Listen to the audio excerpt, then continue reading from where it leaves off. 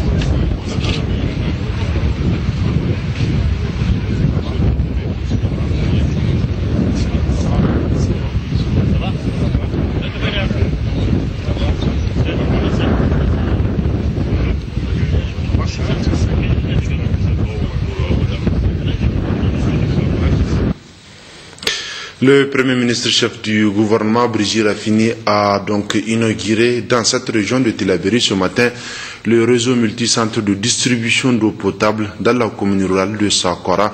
C'était en présence de plusieurs membres du gouvernement, de parlementaires, des partenaires et plusieurs autres invités de marque. Rahilatou Chebou et Hamani Seni. Le jour où son Excellence Issoufou Mohamedou s'était arrêté ici,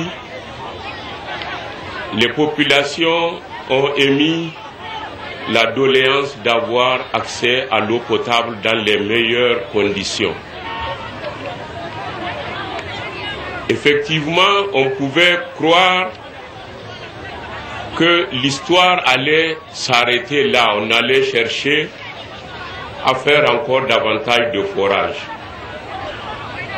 Mais le président de la République, lorsque son attention a été attirée sur le fait que cette zone est une zone de socle, même si on fait des forages, on ne trouvera pas de l'eau en quantité suffisante pour régler la question de l'accès à l'eau potable. Il a demandé, même s'il fallait tirer ça de Tillabéri, il faut régler le problème. Chose promise, chose due.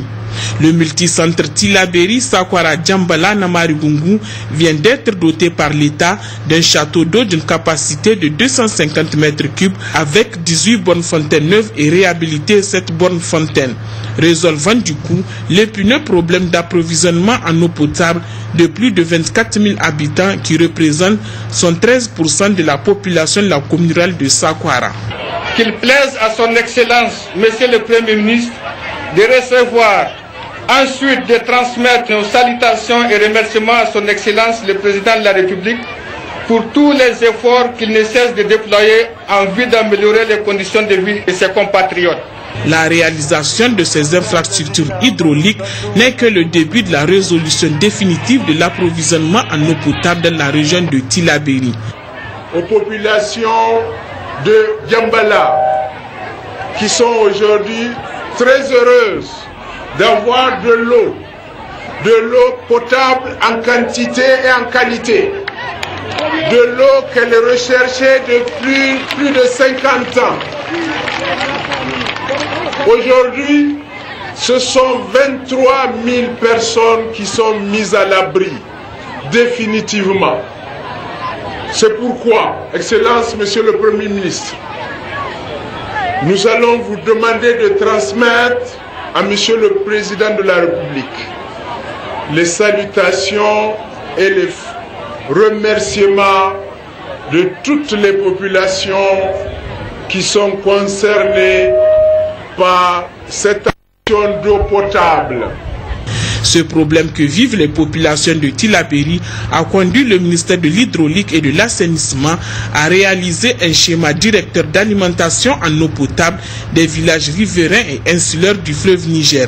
L'étude a défini les grands principes permettant d'assurer l'alimentation en eau potable de tous les villages concernés. Il s'agit principalement de réaliser des stations de pompage et de traitement pour alimenter plusieurs villages par des systèmes d'adduction d'eau potable.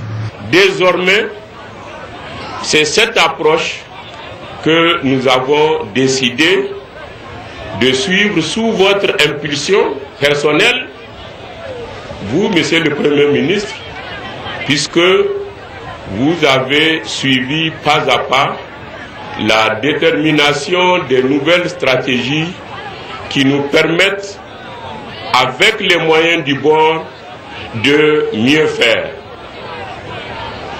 Comme dit l'adage, même si tu sais courir, si tu n'as pas pris la bonne route, tu vas souffrir. Parce que soit tu vas revenir pour rebrousser chemin, soit tu vas emprunter d'autres sentiers non programmés. Donc l'avantage aujourd'hui, c'est que le ministère de l'Hydraulique et de l'Assainissement a procédé à un réaménagement de l'ensemble de la stratégie qui consiste à prendre l'eau là où elle est disponible et à transporter l'eau au niveau des populations.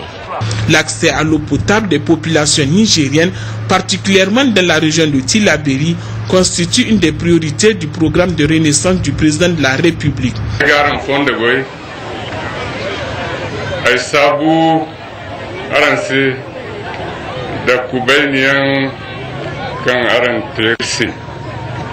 Mon germain, vous voyez bien, il est limpide, n'est-ce pas? Mais ça va s'arrêter là. Je vais devoir, avant de prendre congé de vous, puisque tout a été dit, et comme vous dites ici, Wayna Koron, je vais me contenter de vous dire 2-3 mots. Premièrement, c'est de vous transmettre, chère population de Djambala, les salutations fraternelles du président de la République, Alhaji Youssoufou Mahamadou, au nom duquel je suis venu inaugurer la concrétisation de la promesse qu'il vous a faite il y a un peu plus de 2 ans. Parce que depuis qu'il est passé ici, l'instruction qui a été donnée par lui-même, c'est que le gouvernement n'accepte plus cette situation absurde où des populations vivant le long du fleuve ont soif. Donc cette absurdité, nous avons décidé d'y mettre fin. Toutes les populations du Niger, et a fortiori celles qui sont au bord du fleuve, doivent avoir l'accès à l'eau potable. Et c'est dans ce cadre que nous venons aujourd'hui inaugurer cette adduction d'eau multi-village, dans le sens de permettre à ces populations, à l'instar de leurs compatriotes qui sont même dans des zones désertiques, qui accèdent à l'eau potable, effectivement d'avoir accès à l'eau potable. Voilà la philosophie qui sous-tend cette réalisation et d'autres qui vont suivre. Et je tiens encore une fois à vous renouveler les salutations du président de la République et son engagement à continuer à tenir ses promesses. Et comme j'ai vu que les Sonraïs sont devenus de très bons croyants, je leur demande, en compensation de ces réalisations, de prier Dieu le Tout-Puissant pour qu'il nous gratifie d'un hivernage fécond, que nous ayons des pluies très abondantes qui vont nous éloigner le spectre de la méningite et d'avoir une campagne agricole exceptionnellement favorable cette année, Inch'Allah. Les populations de Sakwara, Djambala et de Namarigungu sont massivement sorties pour exprimer leur gratitude aux autorités de la 7e République pour les efforts multiples et louables qu'ils ne cessent d'apporter aux populations nigériennes. Après la mise en service des bornes fontaines, le Premier ministre s'est rendu sur le site de construction du barrage de Kandaji. Avant de regagner Niamey, le Premier ministre Brigitte Raffini a visité le CGE1 de Tillabéri qui a été entièrement clôturé, toujours dans le cadre du programme de renaissance volet infrastructure scolaire. De même plaise à Dieu, le Premier ministre Brigitte Raffini sera à Goté Kakassi et Koulikwara pour la mise en service d'autres adductions d'eau potable. Justement, restons dans cette région avec le Premier ministre Brigitte Raffini qui s'est également rendu à Kandaji où il a visité la base vie, le pont provisoire, le village des déplacés et les périmètres irrigués. Borikal Badia, Jibono.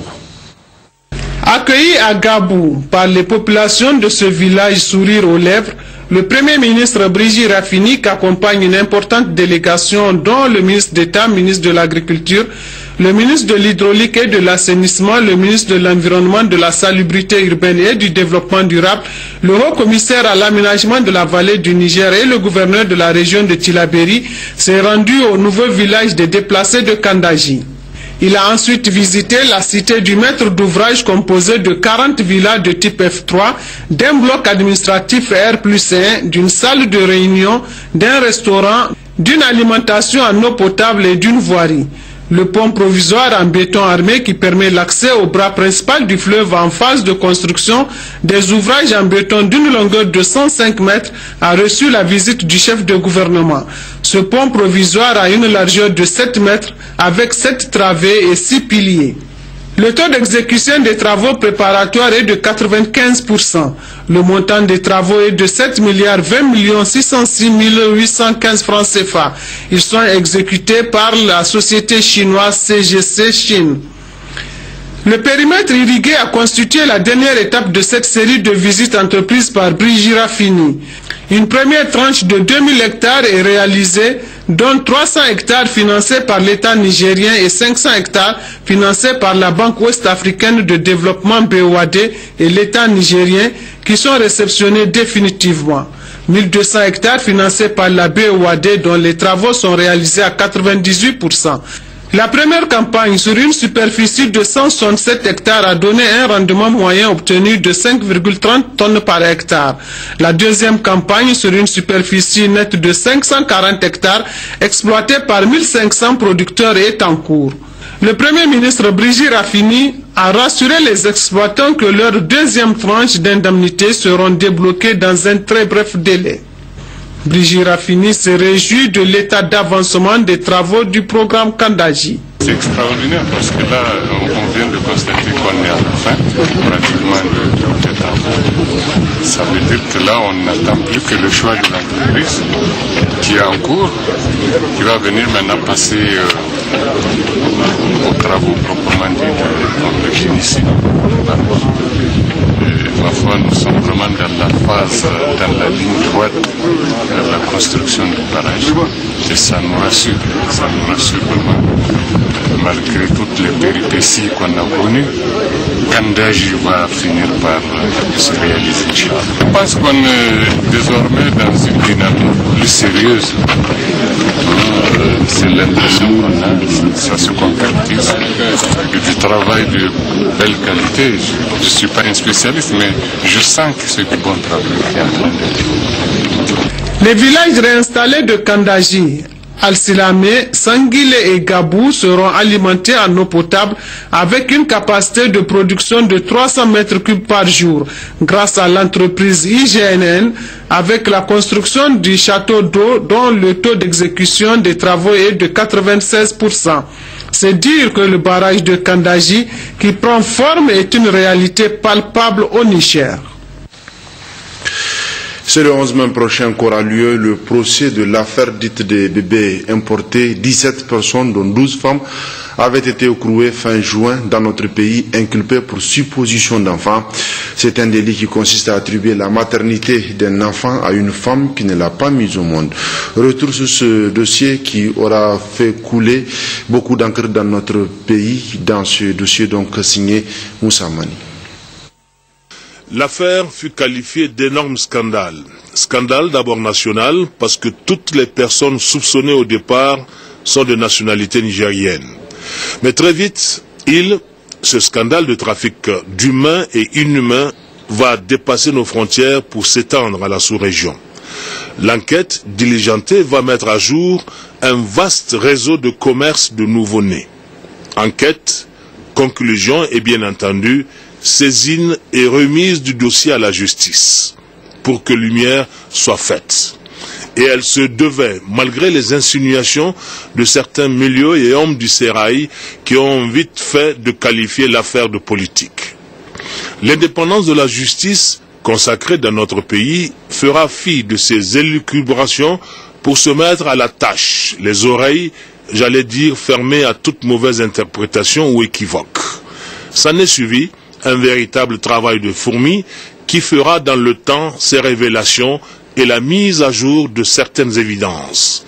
L'existence des usines à bébés, leur localisation précise, les circuits de commercialisation de ces bébés, les personnes intermédiaires impliquées, les prix d'achat des malheureux enfants. C'est ce dossier qui a été mis entre les mains de la justice pour qu'elle fasse son travail. Ce qu'elle aura fait, indéniablement, et nous pouvons le dire sans tambour ni trompette, en toute indépendance. La preuve, le tribunal correctionnel de Niamey avait décidé d'abandonner après examen les poursuites contre les personnes accusées et s'est déclaré incompétent sur cette affaire. L'accusation, qui avait 10 jours pour faire appel contre cette décision du tribunal correctionnel, l'a fait aussitôt dans les délais requis par le truchement du procureur de la République. Il vous souvient que le 2 janvier passé s'est tenue la première audience relativement à cette affaire dite de supposition d'enfants. Et au cours de cette audience, les avocats des personnes impliquées ont soulevé un certain nombre d'exceptions, notamment des exceptions d'incompétence. Incompétence sur la base d'une disposition de droit civil, du Code civil, notamment l'article 327. Incompétence également du fait que les enfants sont nés au Nigeria, donc c'est le juge du Nigeria qui était compétent. Alors, je vous dis tout de suite que c'est tout à fait normal, c'est dans le cours normal des procédures, parce que en matière de droit, il y a les questions de procédure, il y a les questions de fond. Donc c'est vraiment tout à fait normal. Le parquet a systématiquement relevé appel. Nous allons démontrer que le tribunal correctionnel est effectivement compétent. Mieux, pour davantage donner toute sa crédibilité à la justice nigérienne et à ses décisions, l'autorité judiciaire accueille favorablement la présence d'un juge de l'Union interparlementaire. L'Union interparlementaire a été saisie dès le départ par M. Ama, qui estimait que ses droits n'étaient pas respectés, que son immunité n'a pas été respectée. Et il a saisi donc le comité des droits de l'homme de l'Union interparlementaire qui avait à l'époque statué et souhaité être présent à cette audience simplement pour pouvoir juger du respect d'un certain nombre de principes standards du droit international et qui garantissent un procès juste et équitable. C'est dans ce cadre que je suis là, pour observer, étant entendu que c'est un dossier qui tient à cœur l'Union interparlementaire en raison de la qualité de M. Ama à l'époque des faits. Hama Amadou, pour sa part, a dépêché un nouvel avocat, un Français, pour sa défense dans ce procès. Ce dernier fut d'ailleurs l'un des acteurs qui avait sollicité le report du procès au 11 mai. Report qui lui permettrait de mieux s'imprégner du contenu du dossier. C'est dire, en définitive, que les opinions, de manière générale, portent une appréciation très favorable sur la procédure judiciaire engagée dans le traitement de ce dossier des bébés importés, tout comme le respect des droits de la défense qui doivent s'exercer sans aucune restriction. C'est d'ailleurs tout le sens et la portée d'un article que Jeune Afrique a consacré la semaine dernière à l'affaire. Article de 4 pages intitulé « Un bébé à tout prix ». L'hebdomadaire international indépendant fait sous le coup de nouvelles révélations sur le sujet.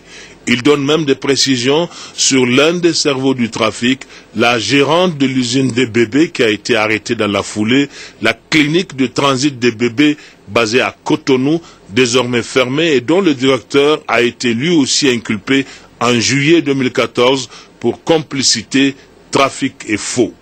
Des faits tangibles qui du reste prouvent à volonté la réalité ou l'existence de la fabrication et du trafic des bébés importés. Il n'y a pas de doute que le traitement du dossier par la justice se fera dans les règles de l'art sans a priori. Retour au Niger, où inauguration du nouveau centre de drépanocytose sous le haut patronage de la première dame du Congo, en présence de plusieurs premières dames d'Afrique venues pour la circonstance. C'était en présence de la première dame du Niger, Hajia Aïssata Issoufou, la première dame du Niger, Hajia, qui prenait part du 4 au 8 mai dernier aux festivités du 30e anniversaire de la Fondation Congo Assistance de la première dame Antoinette Sassou Nguesso au Congo Brazzaville. Sadi Sanda, Sani Issoufou. Une dizaine de premières dames d'Afrique a répondu à l'invitation de Mme Sassou Nguesso pour célébrer à ses côtés les 30 années d'existence de sa fondation. La Fondation Congo Assistance intervient entre autres dans le cadre de la lutte contre la pauvreté, le sida, le paludisme, la drépanocytose, mais aussi en faveur de la santé maternelle et infanto-juvénile. Aïssata Issoufou a jugé utile et nécessaire cette invitation de marque de la part de sa sœur du Congo qui tenait personnellement en sa présence aux manifestations. L'épouse du chef de l'État était accompagnée de la directrice exécutive de la Fondation Gourivi Meilleur, Mme Tidjani Saratou, en présence du consul honoraire du Niger à Brazzaville, Tahir Moussa. Le mercredi 6 mai 2015, Aïssata Issoufou a en effet pris part avec ses autres sœurs premières dames à la cérémonie inaugurale du Centre national de référence de la drépanocytose baptisé Maman Antoinette Sassou Nguesso. Ce centre, qui porte désormais le nom d'une grande dame, va certainement assurer la qualité des prestations sanitaires en vue de booster à jamais la drépanocytose hors du Congo. Le ministre congolais de la Santé a dans son adresse dit que le centre a entièrement été financé par le gouvernement congolais à hauteur de 6 milliards et demi de nos francs. Après l'allocution du ministre de la Santé, Antoinette Sassou Nguesso a procédé à la coupure du ruban en compagnie des autres premières dames.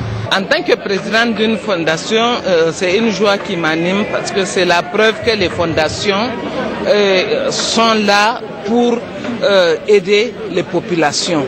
Et c'est nous aussi à la Fondation Gouribi Meilleur, c'est vraiment ça notre objectif. Et que tous les pays africains doivent s'inspirer de ça pour renforcer les centres de drépanocytose existants et dans les pays où ça n'existe pas, en créer. Celui du Congo est un centre de référence. Normalement, il doit y avoir un autre centre pour l'Afrique de l'Ouest, à Dakar. Mais au-delà des centres de référence, c'est déjà un premier pas d'avoir des centres de traitement de la drépanocytose partout en Afrique, parce que vous avez entendu, c'est un problème de santé publique. Donc c'est la première maladie génétique de santé publique. Une visite guidée du nouveau centre a marqué la fin de cette cérémonie.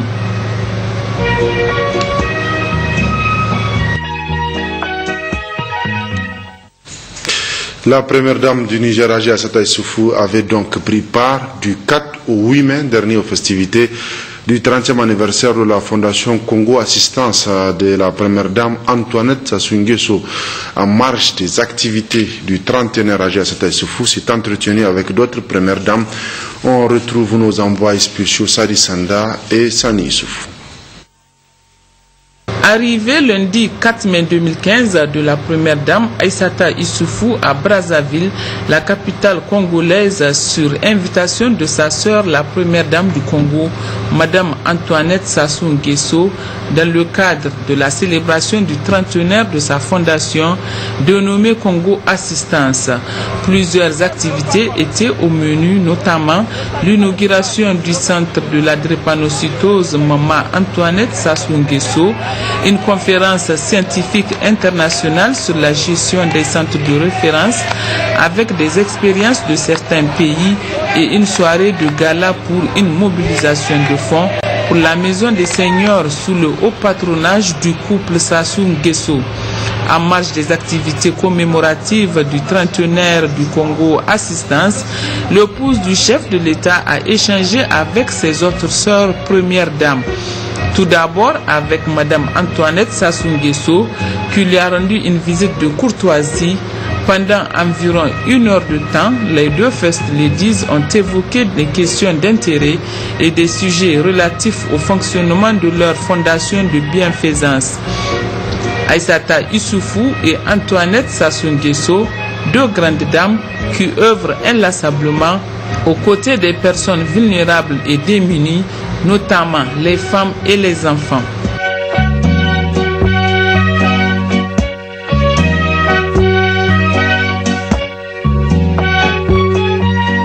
La première dame de Guinée-Conakry, Madame Condé Djéné, a aussi rendu